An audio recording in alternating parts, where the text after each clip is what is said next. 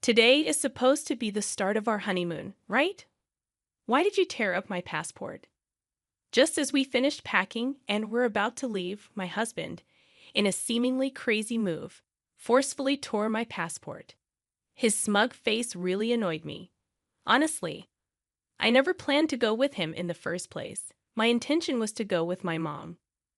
I sensed some tension before we got married, but I had no idea the complicated relationship between my husband and my mother-in-law was this deep. I've never heard of anyone's mother-in-law taking over their honeymoon, at least not in my circle. This unbelievable situation shocked and angered me. But most importantly, I felt really uncomfortable. I started questioning if I made a huge mistake choosing him as my partner. As he brought out scissors and began shredding the passport, I looked at my mother-in-law grinning from ear to ear and thought I needed to get away from here as fast as possible. Unexpectedly, I had the perfect evidence to expose these two. My name is Sarah. I'm 29 years old and have been working for 7 years. Recently, I got the proposal I'd always dreamed of from my boyfriend of 4 years. And now I'm in the middle of planning our wedding and honeymoon. I met my husband after I started working. I've always been the low-key type, and though I had my first boyfriend in college, it seemed he lost interest in the quiet and not-so-exciting me, and we drifted apart. Years passed without me dating anyone seriously until I started working. I never imagined that out of all my colleagues, I'd be one of the first to get married. My husband was a senior at my company when I was a newbie, and he always supported me whenever I struggled with unfamiliar tasks at work. The only guy I dated in the past was a classmate, but there's something about someone 5 years older. I found my husband dependable and trustworthy. When he asked me out on our first date, I was over the moon. I still cherish the dolphin figurine we bought during our first date at the aquarium. When he said he wanted to date with marriage in mind, I felt like I was on cloud nine. We went on many dates, and he proposed to me at the same aquarium where we had our first date. Can I really be this happy? That night, I was so thrilled that I couldn't sleep, and I still remember that feeling. With my head still in the clouds, we quickly decided to visit his parents' home the following week. However, it was during this time that I began to feel uneasy about the idea of getting married.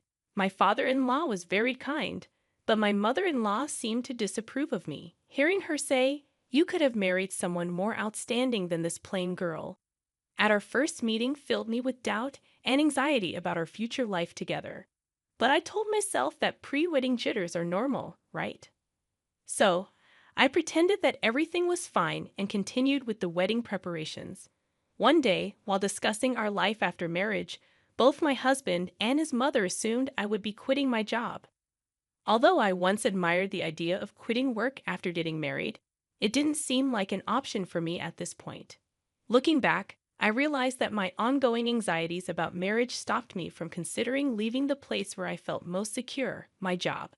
Despite dodging persistent suggestions from my mother-in-law to quit, I decided to continue working at the same company alongside my husband. During our wedding preparations, we disagreed on the timing of our official marriage registration. He wanted to formalize things sooner, and in the end, we decided to respect his wishes and registered shortly after. The procedure felt mundane, but realizing that we were now officially married brought me immense happiness. We initially discussed having a small, intimate wedding, but it seems my husband mentioned this to his mother, and she called the next day. "You know, Edward's wedding, and you're talking about having a small, intimate ceremony. Please don't just say whatever you want. The wedding needs to be grand. I'll make sure it's fitting for Edward. By the way, please keep your guest list minimal, just your parents and close friends. Your friends are probably just as dull, right? They'd make the wedding feel so gloomy and ruin everything." I found myself bombarded with opinions about the venue and the guest list. It was infuriating that she felt she had the right to dictate so much. Despite having a lot to say, I convinced myself that maybe this is just how weddings go and decided to invite only my parents and close friends, as my mother-in-law wanted. However, my mother-in-law's interference didn't stop at the guest list. She had opinions about the program, entertainment, decorations, and food. Following her suggestions would push us way over budget. Initially, Edward's family had agreed to cover half of the wedding costs, but somehow that changed, and now it was, weddings are for the bride, leaving us significantly over budget. I had to cover all the additional expenses she wanted, so the wedding turned into a lavish affair, quite the opposite of the simple ceremony I had envisioned. I tried to make some cost-saving changes without her knowledge, but she scolded me, claiming, "It looks cheap because you didn't do as I told you." I thought I would finally get some distance from her after the wedding, but my husband did something unimaginable. Despite my frustration with her interference in the wedding, and despite my desire to keep my distance from her, my husband insisted we live with her. Our new place, for which we had already signed a lease, was canceled without my knowledge. All my belongings intended for that place were redirected to my husband's family home.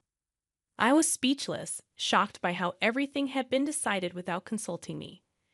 I had handled all the wedding planning, and even when I warned Edward that meeting all of her requests would exceed our budget, he ignored me. The anxiety I had before the ceremony only intensified after our wedding.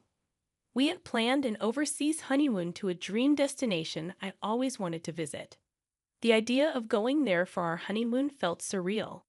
However, my growing unease with Edward, who was acting suspicious, and the prospect of living with my mother-in-law upon our return dampened my spirits.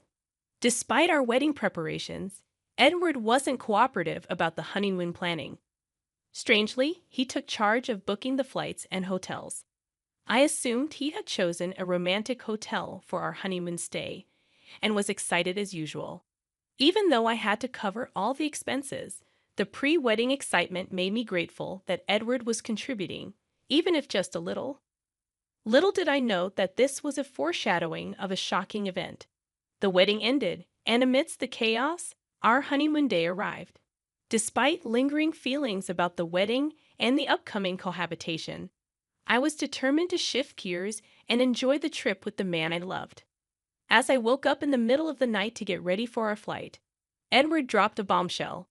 With an air of casualness, he said, "Sarah, I'm going to go with my mom," just as I was double-checking our luggage. I was shocked and couldn't grasp what he had just said. "What are you talking about? It's our honeymoon, not just any trip. Why would your mother be joining us? Plus, we've only paid for 2 flight tickets and the hotel." Visibly shaken, I tried to make sense of his reasoning when Edward hit me with another surprise. "I never mentioned going on this trip with you, did I? Don't be ridiculous. I'm going with my mom. A trip with her takes precedence over a honeymoon. It's a gratitude trip for all she's done for me. You stay here and prepare the house by cleaning every nook and cranny." With that, Edward forcibly tore apart my passport that I had entrusted to him. I was in disbelief, unable to say a word, just witnessing my passport being destroyed. At that moment, my fully made-up mother-in-law barged into our room without knocking. "Edward, are you ready?" Seeing her, Edward's face lit up. "Yeah, we're good. Finally, we can go on this trip without any interruptions." They both shared a gleeful laugh, leaving me utterly repulsed. I realized I was about to marry an absolute nightmare. While I have been contemplating how to get along with my mother-in-law in our upcoming married life, this exceeded my wildest thoughts. I understand now the kind of people you two are. I couldn't help but speak out, but my words seemed like nothing more than sour grapes to them as they laughed heartily and left together.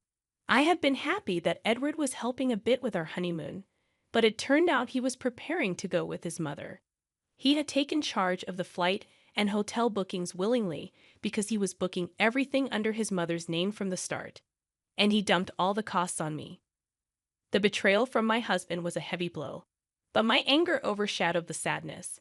The dreamy, intimate wedding I had always envisioned and the honeymoon, meant to be the best memory with the one I loved, were both once-in-a-lifetime events now ruined by my mother-in-law and my husband. Overwhelmed by my situation, I couldn't believe this was happening. Initially, I couldn't accept it, but soon after, I decided I needed to act fast and get a divorce. Interestingly, I had something that would be useful for the divorce. Initially, I started recording with the intent of preserving memories of the most significant events of my life, my wedding, and honeymoon. Since the wedding preparations, I had been recording audio, capturing various moments. What started as a pure desire to cherish our wedding memories gradually turned into documenting my mother-in-law's malicious actions and harassment.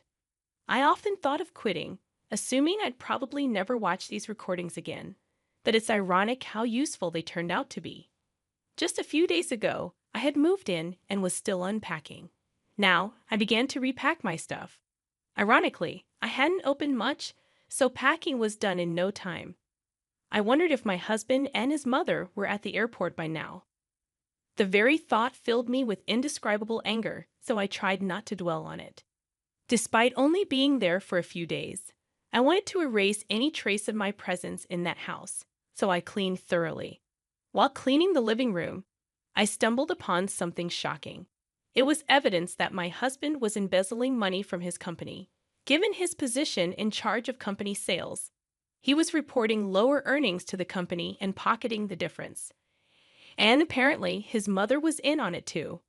She had meticulously noted the actual sales, the amount pocketed by my husband, and even listed all the luxury bags, clothes, and shoes he had bought for her with that money.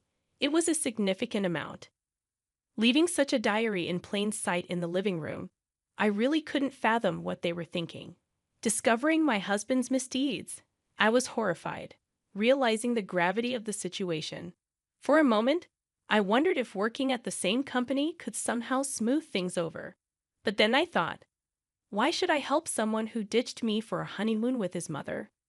I headed to the company with evidence of embezzlement. Though they were supposed to be on their honeymoon, having both taken paid leave, my colleagues were shocked to see the very person in the office. Everyone was asking, what happened? Weren't you on your honeymoon? No longer feeling the need to hide anything, I told them that my husband and my mother-in-law had gone on the honeymoon instead, that my passport was torn up, and that I had paid for the entire honeymoon.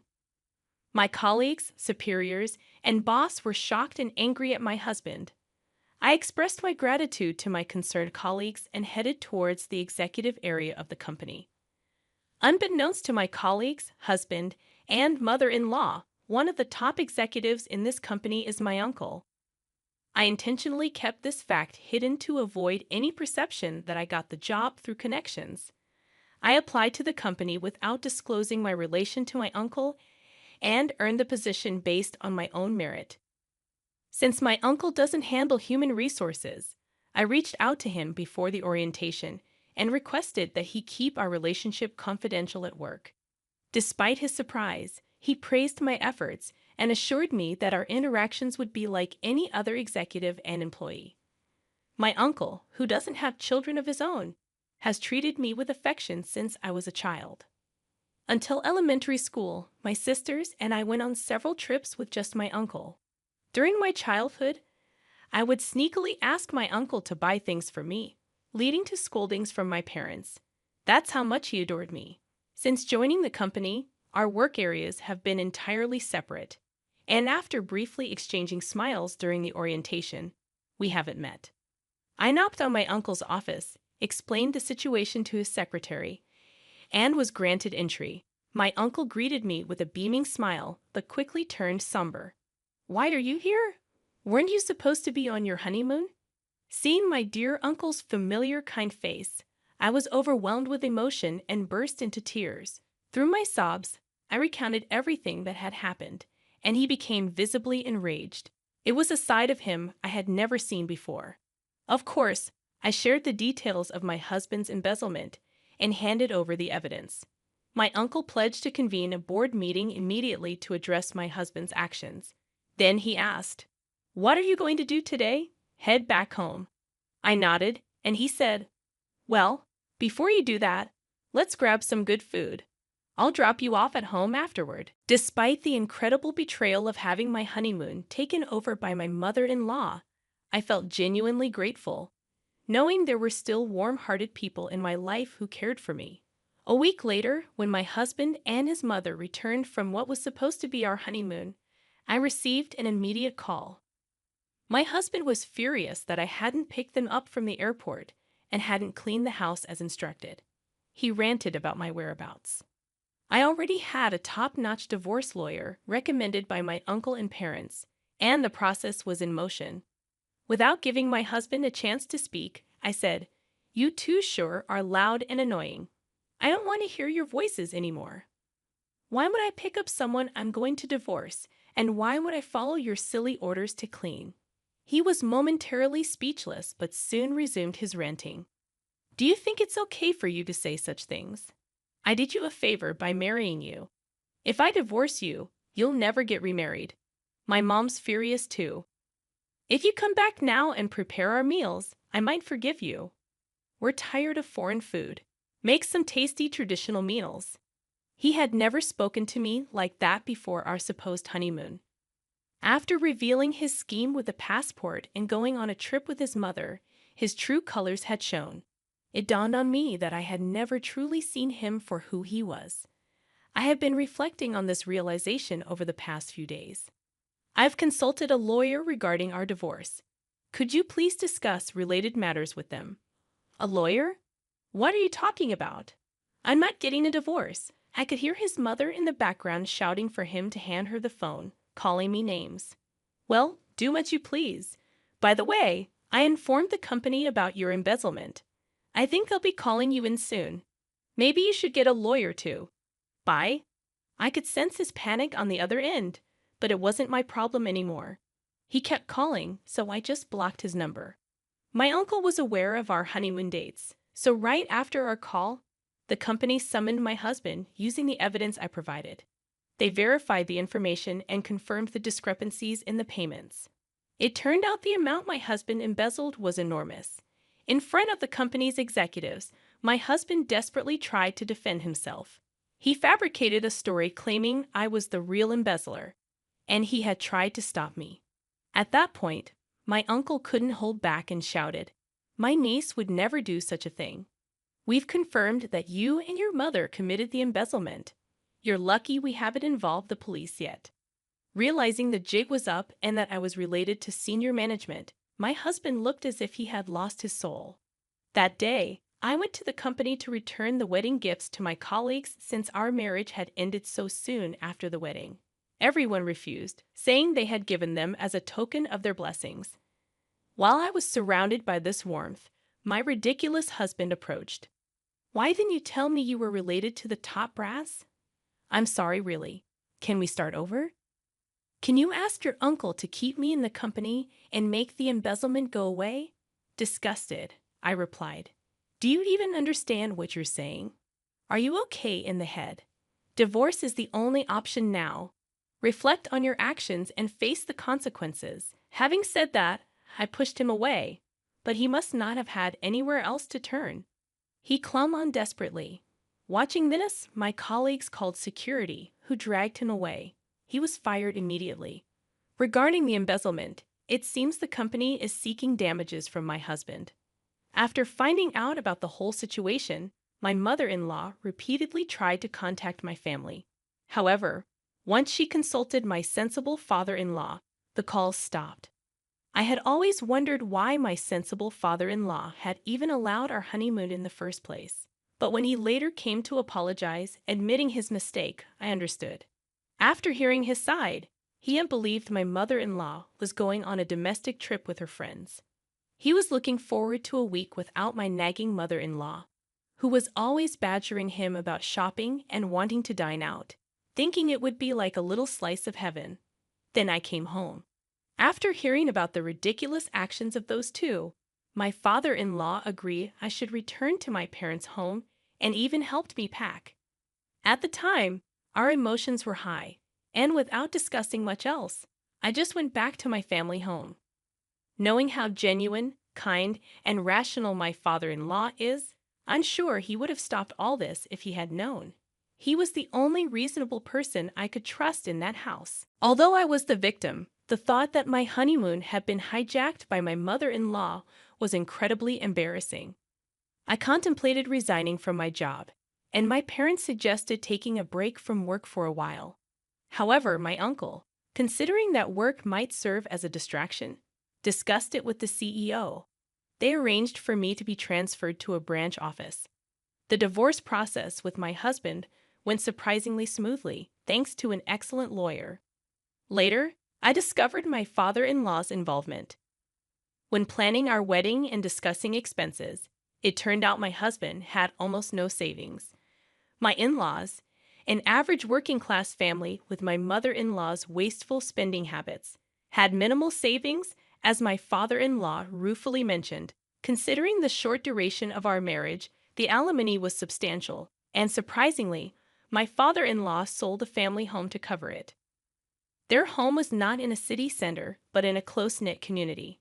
On the day I was supposed to leave for our honeymoon, I returned to the family home, luggage in hand, and with neighborhood gossip in play. Rumors quickly spread. The stories grew exaggerated, making living in that area unbearable. Initially, my mother in law, always concerned about appearances, approved of our marriage because both my husband and I worked for prominent companies, a status symbol for her. Now, with rumors circulating due to her actions, she likely couldn't bear to live in that house. My father-in-law probably also felt responsible for covering the damages from my husband's embezzlement. While I hold nothing but disdain for both my husband and mother-in-law, I genuinely feel sorry for my father-in-law. After being fired and ordered to pay damages, coupled with my not returning as he hoped, my husband apparently suffered a mental breakdown, unable to work. He seems to be moping around in a small apartment he moved to. Seeing her beloved son so downcast, my mother-in-law also retreated, becoming reclusive. As my father-in-law told me, he was, in fact, fed up with my mother-in-law and considering divorce, not wanting to spend his later years with her. He asked if I could introduce him to the lawyer I had used. I immediately contacted my uncle, who got in touch with the lawyer. It might take some time, but I hope my father-in-law can live the life he wishes. Thanks to the intervention of the company's CEO and my uncle, I was transferred to a branch office where I'm surrounded by colleagues and superiors who have been incredibly supportive. I'm eternally grateful to my uncle. The only regret I have is missing out on the country we planned to visit for our honeymoon. Once things settle down, I hope to take a relaxed trip abroad.